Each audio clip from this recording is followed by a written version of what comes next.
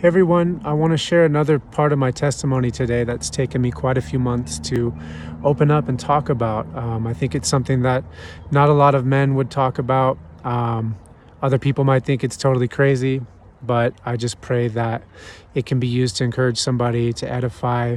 I pray that what I say might just help show some truth and pull somebody out of darkness and honor God. So I want to talk about the twin flame journey.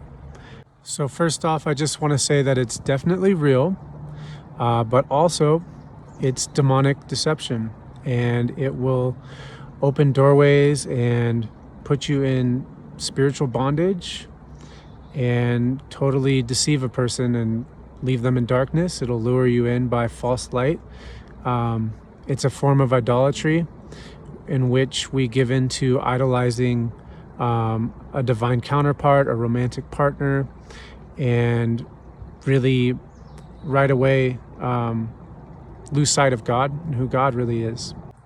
So if you're somebody who considers themselves to be on this journey, I'm sure this sounds really shocking to you. I'm sure you probably are really taking consciousness seriously. You have a spiritual practice, you have good intentions, you want good things for the earth and for other people. But please just stay and hear me out. I'm going to break it down, step outside of it, and kind of take an objective view, and one from a new Christian standpoint. So I think I should share some of my background story of how I got to the place where I found myself on the twin flame journey. And some of you may have seen some of my previous testimony videos, but I think a lot of it starts at the moment where I lost my faith in the Bible and understanding God through the Bible. I've shared before that I used to work at an aspiring megachurch, and I felt hurt and deceived by the leadership there. And I started looking other places for truth. I thought I was awakening. I watched a lot of documentaries on all kinds of different what I thought were enlightening topics at the time. And once you lose the Bible as your foundation, then you're kind of in a jungle trying to figure everything out by human knowledge, by our own self-made knowledge.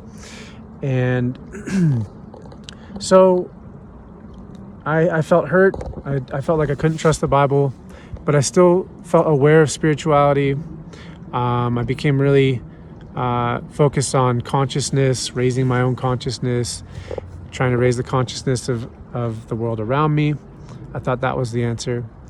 And a few years went by, and I went through divorce, and that really was hard for me. I always wanted to be in a really good, solid relationship. That relationship was over 10 years long, and I was still pretty young then. I think I was 26. And I just kind of wandered down that path for a few years. I was in another long-term relationship, and all of those consciousness expanding ideas I continued to build on and try to implement in my life, and keep searching really, just searching and exploring and trying to find answers out there. So at some point, before I really had any knowledge of twin flames or divine counterparts or anything like that, I was just thinking again about wanting to be in a really good relationship that lasted, something that was conscious and purposeful. And, I didn't want to go through divorce or any hard breakups again. And so I really started focusing on trying to manifest that. And finally, I had really taken interest in somebody, and I saw all these virtues and things that I really liked. And one of the things I really liked about her was just seeing the things that her family was involved with, and the relationship she had with her father just seemed like something so beautiful, like I'd never really seen in anyone before. It just seemed so genuine and so wholesome. And so I decided to contact this person, and within 1 or 2 days of me contacting them, her father died. And that just made the situation incredibly heartbreaking and complicated and sensitive and confusing. And I really wanted to help. Like, it really shattered me seeing that. But I didn't want to make it all about me, and I didn't want to interfere.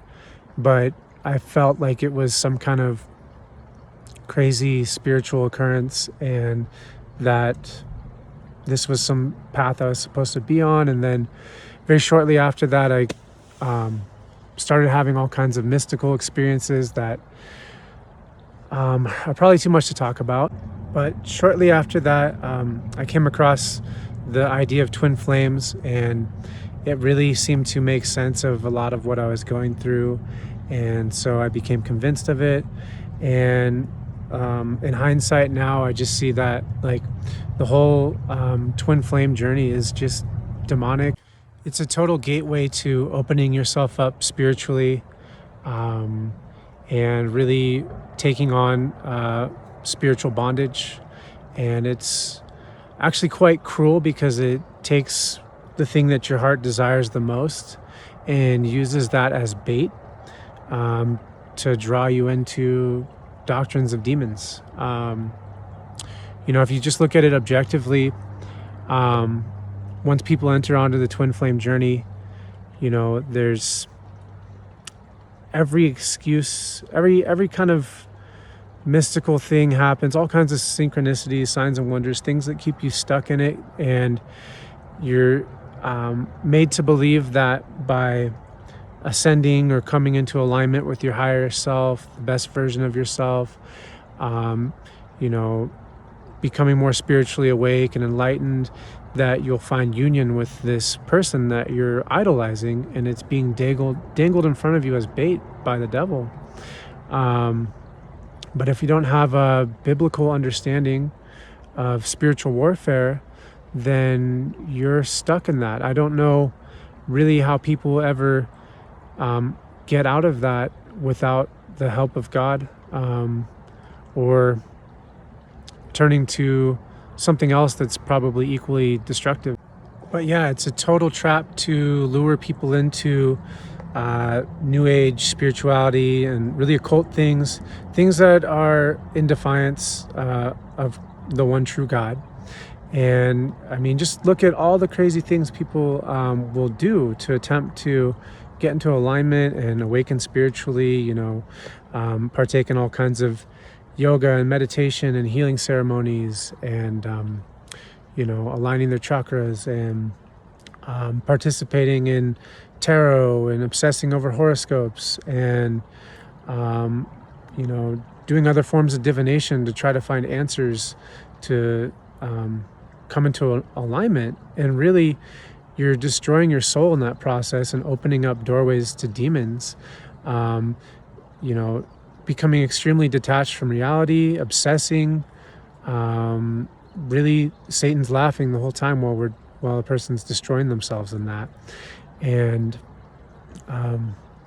it's actually hard to watch. For me, I was stuck in that bondage because I felt like I couldn't talk about any of it. I couldn't share any of it. All kinds of crazy things played out where I had the best of intentions and just wanted to help and just wanted to put myself out there and be open for whatever growth or challenge or experience. But all of it ended up just being torment and more heartbreak. And to talk about it would dirty the names of other people that were already struggling and hurting. And so I was just totally trapped in all of that bondage, and basically opening myself up for all kinds of evil things, and just disintegrating, I guess, just becoming detached from reality. My intentions were never bad, but it gets you to focus entirely on yourself or the other person, and you feel justified in doing so, because a lot of people on that journey, they enter it with this consciousness mindset where, even some of them may think that they're star seeds or light workers. And I was of that belief. I thought I was a light worker, and it wasn't something that I would very openly talk about because it just kind of sounds crazy. But, I had lots of experiences that were quite mystical. Some of them were, with psychedelic use, that made me feel convinced of that. People go through past life regression therapy and searching the Akashic records and, try to do astral projection and all kinds of ceremonies. All that stuff does is just open you up to demons and disturb you spiritually. I remember I used to be just so restless and out of touch. I couldn't focus on reality. I was obsessive. And yeah, I was just disintegrated. I couldn't connect with people. And the whole time I felt like this was a higher calling or something so purposeful, and it was destroying me. And it got to a point where I started to have demons in my home. Things would move without anything touching them, and they would, I'd go to light a tea kettle and it would just burst into a giant flame around it, and I'd be awoken to all kinds of crazy sounds in the middle of the night and have sleep paralysis, which I'd never had before, and was very much just feeling like I was losing my mind because of all of it. But I couldn't help myself out of that. And, all that may sound scary, but I just hope that helps somebody that's dealing with it to break free of it and to see some truth. And the truth is Jesus. Jesus breaks all those chains. And I think it's good to talk about some of the nature of spiritual warfare, because anywhere that we are disobeying God, this is a fallen realm. The earth is a fallen realm. And anywhere in our life that we have addictions, unrepentant sin, idolatry in any form, we are giving the enemy, the devil, legal grounds to mess with our lives, to destroy us. The enemy is here to kill, steal, and destroy. John 10:10, the enemy has come to kill, steal, and destroy, but I have come to give life and to give it abundantly.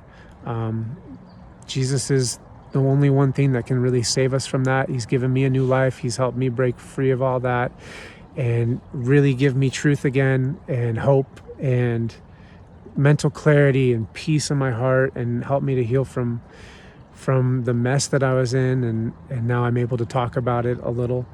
But I really want to emphasize the importance of knowing the Bible, knowing that it is the true word of God, and that it can fully protect us from falling into these kinds of traps, these doctrines of demons. And so anybody who's really read the Bible should know that the first and second commandments are all about not committing idolatry, not putting any other god before God, not making any other images of any other gods, or idolizing anything. God should be first in your life. And people selling the Twin Flame Journey, selling tarot readings and healing classes and Twin Flame Union courses, they know this. They know that the Bible is the truth. And that's why there's all kinds of blasphemous, heretical stuff made up. You hear stories about Jesus and Mary Magdalene being twin flames. That's nowhere in the Bible. There's nothing even remotely close to that. But those lies have to persist because they know that the Bible is the weapon against the devil's schemes. And we have to realize what a big deal idolatry is. Right off the bat, that journey is breaking the first and second commandments, the very first and second commandments. So I just want to tell anybody who might be stuck on that journey that there is hope. Despite what you may currently believe, it's not something you chose in a past lifetime. You're not stuck in it. You're not stuck being tormented for the rest of your life. You're not growing or ascending anywhere either. There is one true God, and He's above us, and we're not to make any other idols, not idols of self or romantic partners or anything like that. And if if you look to him, you ask him for guidance, he is good and faithful. He will show you the light. He will help you heal. He will restore your soul, your heart, your mind, give you clarity on things, help you reconnect in life and find a better purpose, and one that will just really help you live a good life. There's hope. Jesus set me free of all that. And you don't have to be lost in the darkness on that crazy hamster wheel anymore. So thank you very much for listening. I hope that helps somebody.